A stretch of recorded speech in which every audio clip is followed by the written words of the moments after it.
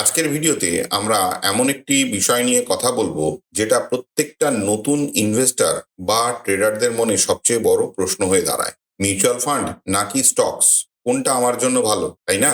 আজকের ভিডিওটা শেষ অবধি দেখতে থাকুন, তাহলে পরিষ্কার হয়ে যাবে যে কোনটা আপনার জন্য ভালো। বন্ধু, স্বাগত জানাই আপনাকে ইনভেস্ট প্রফিটলির বাংলা চ্যানেল ইনভেস্ট প্রফিটলি বাংলাতে। তো চলুন শুরু করা যাক সময় নষ্ট না করে। চলুন প্রথমে জানি মিউচুয়াল ফান্ডে ইনভেস্ট করার মানে কি। মিউচুয়াল ফান্ডে টাকা দেওয়ার মানে আপনি আপনার টাকা এমন একজন প্রফেশনাল ফান্ড ম্যানেজারকে দিলেন যার অভিজ্ঞতা অনেক, এবং তিনি আপনার হয়ে বিভিন্ন জায়গায় আপনার ফান্ডকে বিনিয়োগ করলো। আপনাকে স্টক সিলেকশন অ্যানালিসিস কিছুই করতে হলো না। মিউচুয়াল ফান্ডের সুবিধা কি?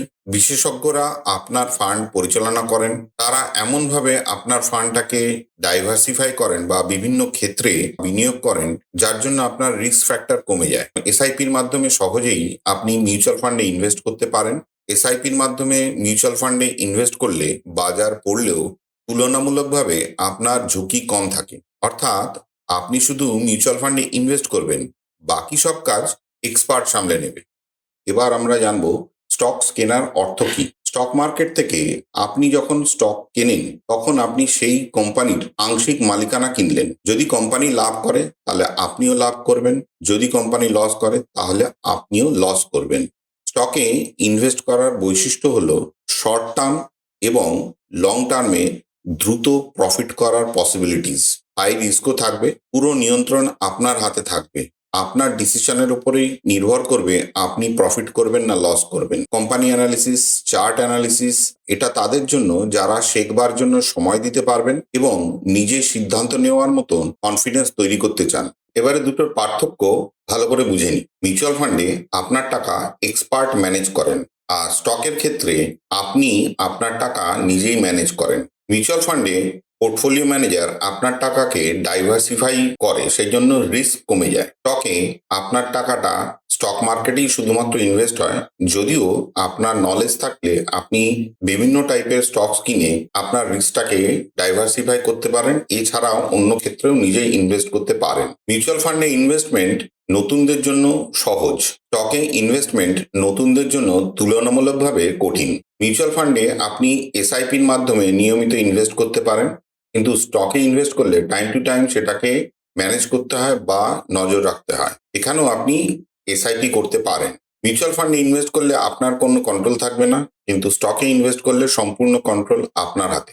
মিউচুয়াল ফান্ডের গ্রোথ স্লো বাট স্টেডি, কিন্তু স্টকের ক্ষেত্রে শর্ট টার্ম থেকে long term high return possible, কিন্তু রিস্ক থাকবে। মিউচুয়াল ফান্ড সহজ, সুরক্ষিত এবং টেনশন ফ্রি। স্টক মার্কেটে ইনভেস্ট করার অর্থ হলো দ্রুত লাভ করার সম্ভাবনা, সঙ্গে বেশি ঝুঁকি, বেশি পরিশ্রম। এবার আমরা জানবো নতুনদের জন্য কোনটা ঠিক বা ভালো। নতুনদের সমস্যা দুটো: এক, মার্কেটের নলেজ কম; দুই, ডিসিপ্লিন কম। এই কারণে বেশিরভাগ নতুন ট্রেডাররা ফুল স্টকস কেনেন এবং ক্ষতির মুখে পড়েন। নতুনদের জন্য মিউচুয়াল ফান্ডই পারফেক্ট। এক্সপার্টাইজ লাগে না, risk auto balanced, long term return stable, SIP habit development হয়, বাজার পড়লেও ঝুঁকি কম থাকে। স্টকস নতুনদের জন্য তখনই ঠিক যখন যদি আপনি মার্কেটকে জানতে চান, শিখতে চান, চার্ট রিড করতে চান, কোম্পানি অ্যানালিসিস করতে চান, রিস্ক নিতে পারেন এবং প্রপার ট্রেনিং নেন।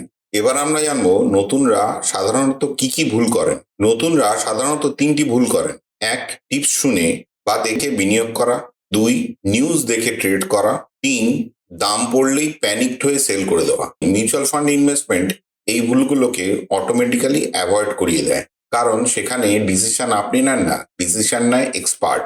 মিউচুয়াল ফান্ড নতুনদের রক্ষা করে আর স্টক মার্কেট নতুনদের পরীক্ষা করে। এবারে আমরা মিউচুয়াল ফান্ডের ইনভেস্টমেন্ট আর স্টক মার্কেটের ইনভেস্টমেন্টের রিটার্নের তুলনা করে দেখব।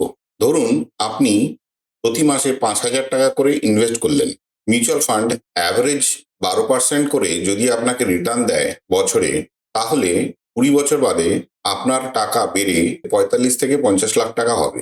আর স্টক মার্কেটের অ্যাভারেজ রিটার্ন যদি আমরা ধরে নিই 15 থেকে 18%, তাহলে আপনার টাকা বেড়ে 65 থেকে 80 লাখ টাকা হতে পারে। অর্থাৎ স্টক মার্কেট আপনাকে বেশি রিটার্ন দেবে, কিন্তু রিস্কও বেশি। মিউচুয়াল ফান্ড আপনাকে কনসিস্টেন্সি দেয় আর স্টকস দেয় দ্রুত গ্রোথের সুযোগ।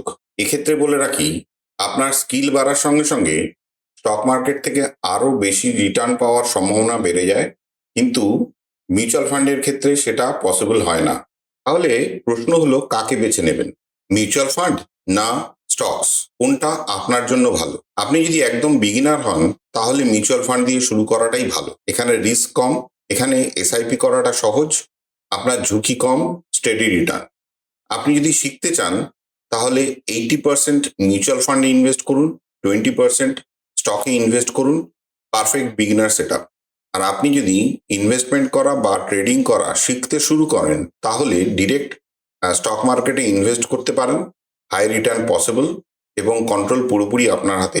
ডিসিশন একটাই, আপনি কতটা নলেজ রেডি এবং কতটা রিস্ক রেডি। স্টক মার্কেটের সফলতা নির্ভর করে নলেজ, সাইকোলজি অ্যান্ড ডিসিপ্লিনের উপর।